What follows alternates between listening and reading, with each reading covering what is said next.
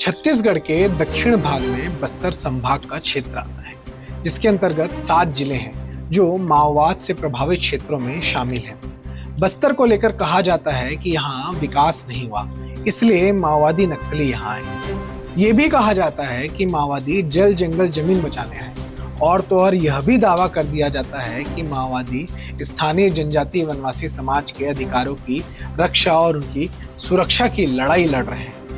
लेकिन सच्चाई क्या है? दरअसल ये जो सारे वक्तव्य है, सारे कथन है, पूरी तरह से गलत और तथ्यहीन है। माओवादियों ने कभी भी बस्तर का विकास नहीं होने दिया। उनके कारण ही बस्तर में सड़कें नहीं बन पाई। माओवादियों ने विद्यालयों को तोड़ा है, जिसके चलते स्थानीय ग्रामीणों के बच्चे स्कूल नहीं जा पाए। नक्सलियों ने अस्पतालों को निशाना बनाया, जहां ग्रामीण इलाज कराते थे। कभी मुखबिर बताकर तो कभी निजी दुश्मनी में माओवादी आतंकियों ने स्थानीय ग्रामीणों की हत्याएं की और उनका शोषण किया। कुल मिलाकर देखें तो माओवादियों ने बस्तर के ग्रामीणों को कभी भी विकास की ओर बढ़ने ही नहीं दिया। उन्हें हमेशा अविकसित और पिछड़ा ही बनाए रखा और उन्हीं ग्रामीणों का शोषण किया जिनके अधिकारों की रक्षा की वो बात करते हैं। यह सब कुछ केवल इसलिए ताकि उन पर अपनी हुकूमत जमा सके। इन्हीं नक्सल पीड़ितों की कहानियों को, जो नक्सल की हिंसा से पीड़ित हुए, जिन्हें मेन स्ट्रीम मीडिया ने नहीं दिखाया, उसे हम आप तक लेकर आ रहे हैं अनहर्ड वॉइसेस के नाम से।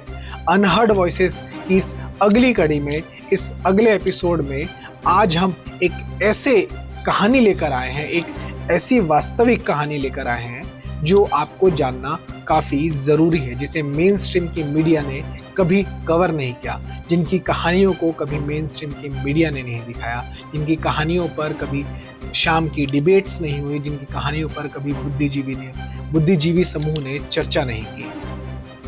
दरअसल ये जो नक्सल पीड़ितों की कहानी इसलिए भी बताना जरूरी है, ये अनहर्ड वॉइसेस इसलिए भी जरूरी है क्योंकि जिन्होंने इस आतंक का दंश झेला है, उनके बारे में कभी किसी ने बात नहीं की। तो आज इस एपिसोड में कहानी राधा सलाम की, जो मात्र 3 वर्ष की आयु में माओवादी आतंक का शिकार हुई।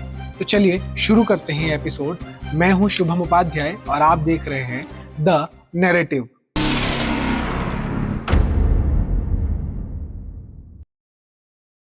यह बात है आज से 11 वर्ष पहले की, अर्थात वर्ष 2013 की।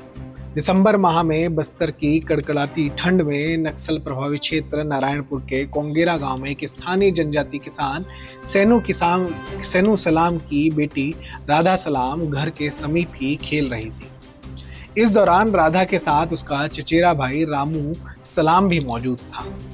खेलते हुए दोनों भाई बहन ने एक चमकीली चीज देखी, जिसे करीब से देखते हुए रामू ने खिलौना समझ लिया।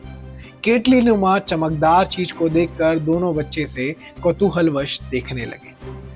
इन मासूम जनजाति बच्चों को यह नहीं पता था कि जिस चीज को वो खिलौना समझ रहे हैं, दरअसल वह कम्युनिस्ट आतंकियों का बिछाया हुआ वो बारूदी जाल है जो वर्षों से बस्तर वासियों को निगल रहा है।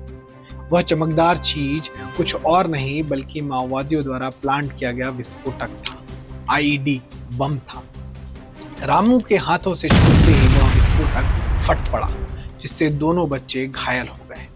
माओवादियों के इस आतंक ने राधा की एक आंख को हमेशा के लिए खराब कर दिया, साथ ही उसके चेहरे में छर्रे के निशान छोड़ दिए। रामू के हाथ एवं पैर में गंभीर चोट आई, जिससे वो आज तक नहीं उबर पाया। जब यह घटना घटित हुई थी तब राधा की आयु केवल 3 वर्ष और रामू की आयु मात्र 5 वर्ष थी। आज 1 दशक से भी अधिक समय बीतने के बाद भी इस घटना का जिक्र राधा और रामू को झकझोर देता है। जब हमारी टीम ने राधा से बात की, जब मैंने खुद उसका इंटरव्यू लिया, तब वो अपनी कहानी बताते बताते भावुक हो गई थी। वह बार बार यह प्रश्न कर रही थी कि मेरी क्या गलती थी। जब राधा से हमने बात की और पूछा कि वह बड़ी होकर क्या बनना चाहती है, तो उसका उत्तर था, मैं पुलिस अधिकारी बनना चाहती हूँ। और पुलिस अधिकारी बनने के पीछे का कारण ऐसा है जो बस्तर के लोगों की वास्तविक पीड़ा से अवगत कराता है। राधा का कहना था कि वह पुलिस अधिकारी इसलिए बनना चाहती है ताकि बस्तर में नक्सलवाद को खत्म किया जा सके। वह कहती है कि जो घटना उसके साथ हुई वो फिर किसी बच्चे के साथ नहीं होनी चाहिए। राधा की स्थिति को शहरों में बैठकर सोचना और समझना आसान नहीं है। कल्पना कीजिए कि आपके घर का 3 वर्ष का बच्चा घर के समीप गार्डन में खेलने को निकले तो आप क्या सोचेंगे? क्या वो गार्डन से कोई बम को खिलौना समझ उसे घर लेकर आ जाएगा? ऐसा कभी नहीं हो सकता, क्योंकि हम जानते हैं कि हमारे घर के पास गार्डन में किसी ने बम प्लांट करके नहीं रखा है। लेकिन अब सोचिए कि आपके घर की एक छोटी बच्ची घर के बाहर खेलने निकली है और उसके पैर किसी बम में पड़ गए तो क्या होगा? हम यह सोच भी नहीं सकते, क्योंकि इसका उत्तर फिर से वही है कि हमारे घर के पास किसी ने बम प्लांट करके नहीं रखा है। लेकिन बस्तर की कहानी ऐसी नहीं है। बस्तर के गांवों में माओवादियों ने स्थानीय ग्रामीणों के घर के पास ही बारूद बिछा कर रखा है, वो भी ऐसे स्थानों पर जहां गांव के बच्चे खेलने जाते हैं, घूमने जाते हैं, महुआ बिनने जाती हैं, महिलाएं रोजी रोटी के लिए जाती हैं और बुजुर्ग टहलने जाते हैं, पुरुष खेती करने जाते हैं। उन सभी स्थानों पर माओवादियों ने बम बिछा कर रखा है। शहरों में बैठकर यह सोचते ही मन में सिहरन सी हो जाती है कि कैसे घर से निकलते ही कब किसी आईडी में पैर पड़ जाए और पूरा का पूरा शरीर ही ब्लास्ट में उड़ जाए। तो कल्पना कीजिए कि राधा जैसे बस्तर के हजारों गांव वाले किस जिंदगी को जी रहे हैं। इसीलिए बस्तरवासी जो हैं वो कहते हैं कि उनकी बात भी सुनी जाए। लेकिन मेन स्ट्रीम का मीडिया, मुख्य धारा का समाज जिसे हम कहते हैं, दिल्ली मुंबई का जो मीडिया है, उन्होंने कभी उनके दुख और दर्द को नहीं समझा। वो अपना दुख और दर्द बताने दिल्ली भी गए और वो कहते हैं कि वो बारूद के ढेर पर बैठे हैं और आज़ादी की सांस वो भी लेना चाहते हैं, लेकिन उन्हें वो नक्सली, वो माओवादी, वो कम्युनिस्ट आतंकी वो लेने नहीं दे रहे हैं। अनहर्ड वॉइसेस में ये राधा सलाम की जो कहानी है, ये दुनिया तक, सब तक पहुंचाने के लिए है, ताकि राधा सलाम जैसे हजारों सैकड़ों पीड़ितों की कहानी दुनिया तक जाए और इन कम्युनिस्ट आतंकवादियों की असलियत दुनिया जाने समझे।